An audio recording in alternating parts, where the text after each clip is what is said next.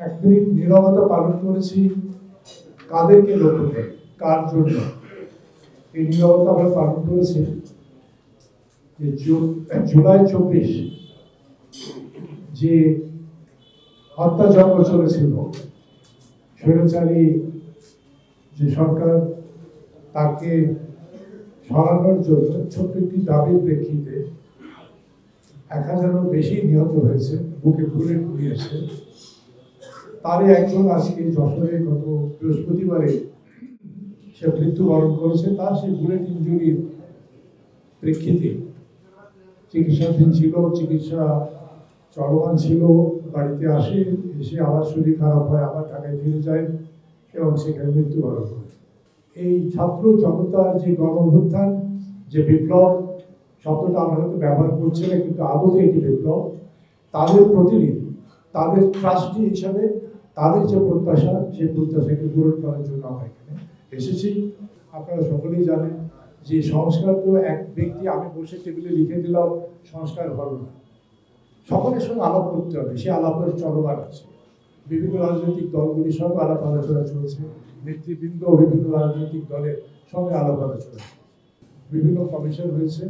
Commission জনগণের সঙ্গে আলাপ আলোচনা করে তাদের মতামত নিয়ে তারা সংস্কারের জায়গাগুলিকে চিহ্নিত করে দেবেন। কিছু সংস্কার যেটা এখন সম্ভবপর, সেটা হয়তো না এখন হবে।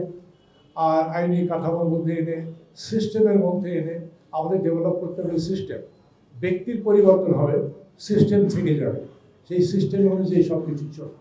সেখানে ব্যক্তি প্রাধান্য পাবে না, ব্যক্তির ইচ্ছা অনিচ্ছা প্রাধান্য পাবে না। এই প্রেজেন্ট গভর্নমেন্ট পার্লামেন্টে কোনো আইন করতে পারে না, তারা করবে কি অর্ডিন্যান্সের দ্বারা আপনাদের সামনে একটা কাজ সহজ করে দেবে, আপনারা সেটা আগে এগিয়ে নিয়ে যাবেন, চলমান রাখবেন। সেই প্রত্যাশা, জনগণের প্রত্যাশা আপনার কাছেও আছে, সকলের কাছেই আছে। যেই দায়িত্ব, যার হাতেই দায়িত্ব থাকবে, প্রশাসনের দায়িত্ব, রাষ্ট্র পরিচালনার দায়িত্ব, তার উপরেই বর্তাবে এই মহান দায়িত্ব, জনগণের প্রত্যাশা পূরণ করা। ভূমি অফিসের দুর্নীতি, যেদিন এই মন্ত্রণালয় আমি দায়িত্ব গ্রহণ করেছি সেদিন থেকেই দুর্নীতির ব্যাপারে ব্যবস্থা নেওয়া হয়েছে। আর একটা ব্যাপারে বুঝলাম যে আপনাদের খতিয়ানের ব্যাপারে অসুবিধার কথা বলেছেন, ভূমি অফিসের দুর্নীতির কথা বলেছেন, তহসিলদারের দুর্নীতির কথা বলেছেন। সেগুলো দূর করার জন্য এখন অটোমেটেড সিস্টেমের মধ্যে ভূমি মন্ত্রণালয় অলরেডি অনেক দূর আগিয়েছে। যে আপনার খতিয়ান আপনি বাড়িতে বসে পেতে পারবেন অনলাইনে। পুরনো কাগজ যদি আপনারা একটু ঘেঁটে দেখেন, যে এই মুদ্রাস্ফীতির বিষয়টা বিগত বেশ কয়েক মাস ধরে, এক বছর না হলেও কয়েক মাস ধরেই এই বিষয়টা বিভিন্ন পত্র পত্রিকায় আসছে। অর্থাৎ এই বিগত 17 বছরে ব্ল্যাঙ্ক চেক দেওয়া হয়েছিল সকলকে, যে যেখানে পারো লুটপাট করে। আর এই সিন্ডিকেট কোনো একক ব্যক্তি নয়, এটা একটা ব্যাড সিস্টেম। একটা উদাহরণ দিই, কারণ বাজারে যখন মনে করেন যশোর থেকে বেগুন গেল কেশবপুর থেকে, সে বেচারা বিক্রি করলো 10 টাকায়, ঢাকায় গিয়ে এটা হয়ে গেল 110 টাকা। পথে পথে চাঁদাবাজি, পথে পথে দালালি, পথে পথে মধ্যস্বত্বভোগী, এবং কারণ বাজারে গিয়েও মনিটরিং করে দেখা গেছে যে 2বার বা 3বার হাত ধরে।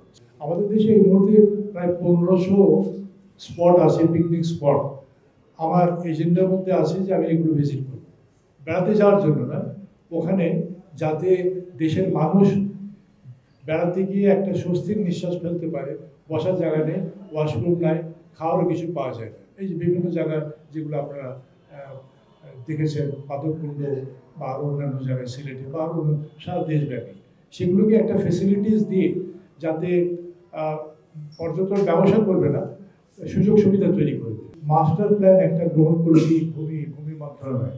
মাস্টার প্ল্যান শুধু শহরের না, গ্রামে মাস্টার প্ল্যান। যে গ্রাম, তার যে পরিধি, একটা ফ্যামিলিতে যদি 3টে ভাই থাকে, তাহলে দেখা যায় যে ধানি জমি থেকে 1 বিঘা জমি নিয়ে আবার 3টে ঘর উঠে গেল, বা 3 জনের জন্য 3 বিঘায় 3টে ঘর উঠে গেল, অর্থাৎ ধানি জমি, কৃষি জমি নষ্ট হচ্ছে। তো সেই জায়গাটা আমরা একটা মাস্টার প্ল্যান করতে চাচ্ছি। তো সুতরাং আমাদেরকে আমাদের বিবর্তনের সঙ্গে সঙ্গে এই আমাদের হ্যাবিটেশনটাকেও পরিবর্তন করতে হবে, ওটার সঙ্গে খাপ খাওয়াতে হবে। এটা একটা সংস্কার। জরিপ হচ্ছে সবচেয়ে বড় একটা ভূমি ডিসপিউটের একটা বড় উৎস, একটা বড় কারণ। কার জমি কার নামে লিখবে, কার জমির পরিমাণ কমাবে, কার জমির পরিমাণ বাড়াবে, এটা হতো বিকজ অফ হিউম্যান এজেন্সি। এখন এটা অটোমেটেড সিস্টেমে একটা পাইলট প্রজেক্ট চলছে, কোরিয়ার একটা কোম্পানি, এটা স্যাটেলাইটের মাধ্যমে এই জরিপটা হচ্ছে।